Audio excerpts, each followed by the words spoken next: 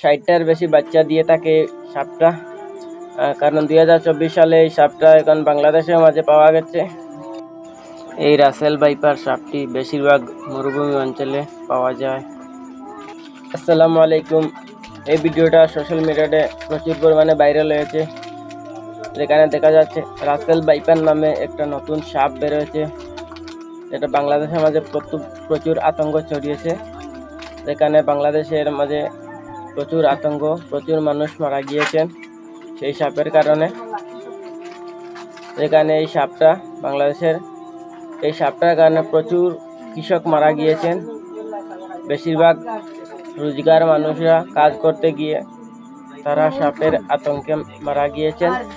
তাই সবাই আজকে এই সাপের বিস্তারিত আজকে এই ভিডিওতে দেখতে পারবেন, কিভাবে সাপের কাছ থেকে বাঁচবেন।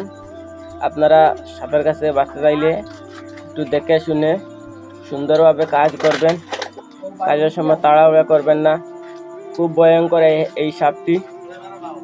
এই সাপের ভিডিও সোশ্যাল মিডিয়াতে খুব পরিমাণে ভাইরাল হয়েছে।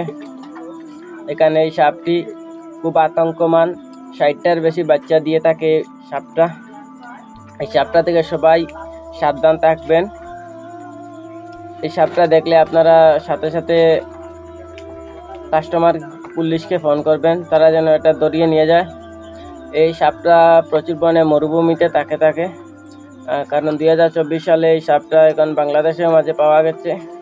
আমি ইন্ডিয়া থেকে ভিডিওটা বানাচ্ছি, আপনারা পুরো ভিডিওটা দেখবেন। কীভাবে সাপ থেকে বাঁচবেন আপনারা এই ভিডিওটা দেখতে পারবেন। খুব ভয়ঙ্কর এই সাপটা, 60টার মতো বাচ্চা দিয়ে থাকে এই সাপটা। খুব বিষাক্ত এই সাপ। অন্য সাপ মানুষ দেখলে পালিয়ে যায়, কিন্তু এই সাপ মানুষ দেখলে পালিয়ে যায় না, মানুষ দেখলে তাকে দংশন করতে আসে। তাই সবাই সতর্ক থাকবেন। বাংলাদেশে দেখা যাচ্ছে এখন প্রচুর পরিমাণে মানুষ এই সাপের আতঙ্কে মারা গিয়েছেন। তাই সবাই সাবধান থাকবেন। আর ভিডিওটা ভালো লাগলে একটা শেয়ার করে দিবেন। আর পেজটিতে নতুন হলে পেজটি ফলো করে সাথে থাকবেন।